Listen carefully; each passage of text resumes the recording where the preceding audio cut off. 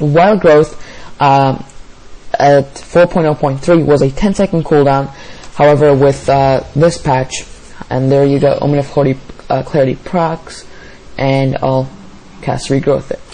So as I was saying, Wild Growth is an 8-second cooldown now, and heals 30% more from the previous patch. But once again, 4,500 mana is a lot of mana, and if you cast this every 8 seconds, that's a lot of mana, especially considering that you're not going to be just sitting there spamming Wild Growth. You're probably going to have to be healing your tank, as well as spamming Wild Growths, and trying to keep up your entire rate.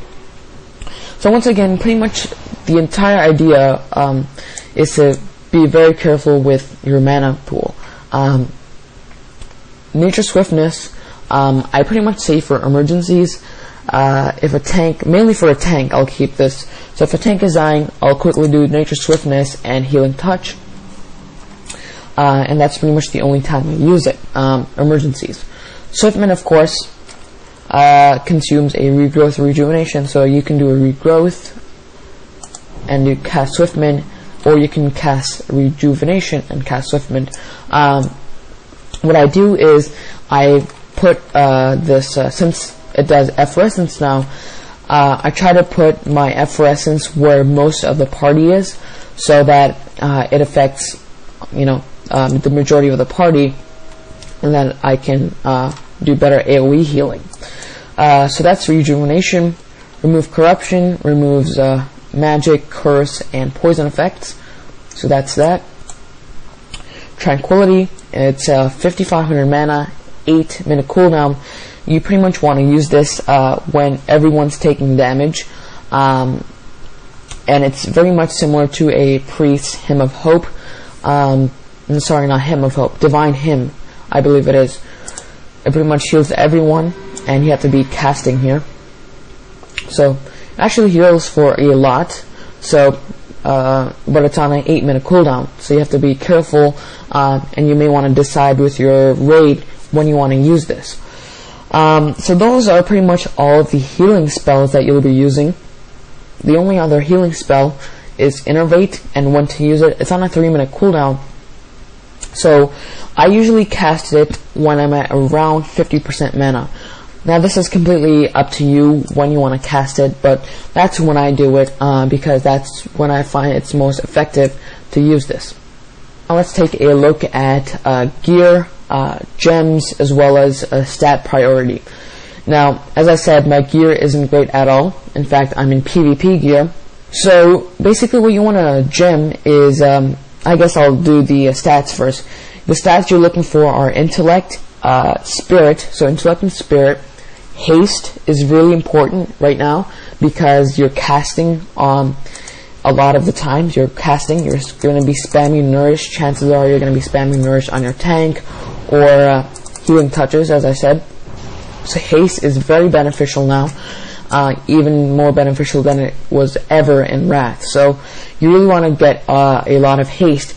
I have right now 20% Haste, it looks like, or sorry, that was with a buff.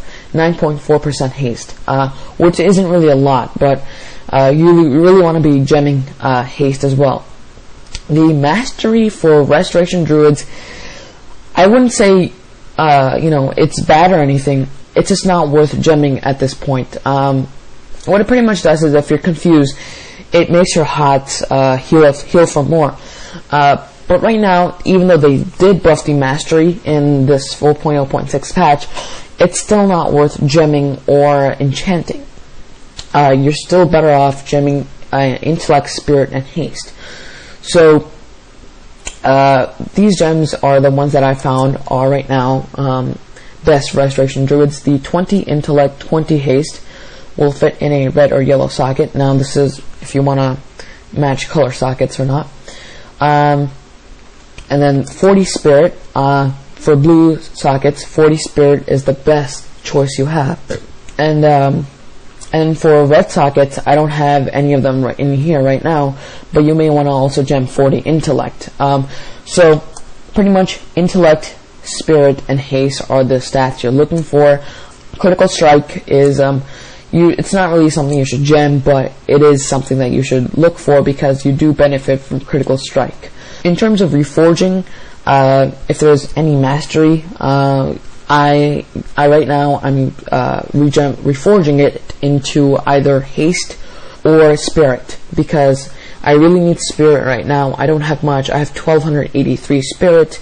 So reforging is one of those things that it's a really nice thing, and you should really reforge depending on which stats you need. Currently I need haste and spirit, so that's what I'm reforging for. So what should you be losing?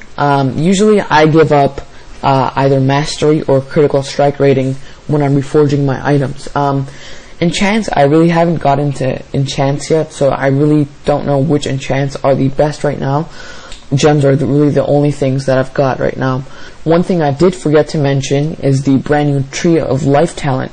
So you no longer, as a Restoration Druid, are going to be always in tree form. Instead, it's one of your cooldowns. So what it does is increases your overall healing by 15%, gives you 120% more armor, also protects the caster from polymorphic effects. In addition, some of your spells are temporarily enhanced while shapeshifted lasts 31 seconds. And the spells that benefit from this are or that get additional benefits are Life Bloom, Wild Growth, Regrowth, Entangling Roots, and Wrath. So basically, when you go into a Tree of Life, you can do Entangling Roots and Wrath. They get buffed. And in terms of healing spells, Wild Growth affects an additional 2 targets. Regrowth is completely instant. However, you really want to be careful with this because even though it is instant, you're going to run out of mana really fast. And then Life Bloom can be cast on an unlimited number of targets, so you can essentially cast Life Bloom on everybody in your party. And of course, it does 15% more overall healing. So when do I use Tree of Life? Really when I'm in a boss fight and the entire party is taking a lot of damage. I usually don't do the instant regrowths because they just use way too much mana. So what I use it for is the additional 15% overall healing, as well as the Life Bloom buff. I do find that useful. So that is Tree of Life. It's on a 3-minute cooldown. So the cooldown itself is not very long. It's just deciding what the right time to use this cooldown is. Alright, well that's going to sum it up for this Restoration Druid guide. Keep in mind, as I said, a lot of things are just personal style when it comes to healing, or really playing any class. So what I showed in the video may not be exactly what you do. It's just the style that I use and that I think is most beneficial and effective. Well, thanks for watching, and I'll see you guys in the next episode.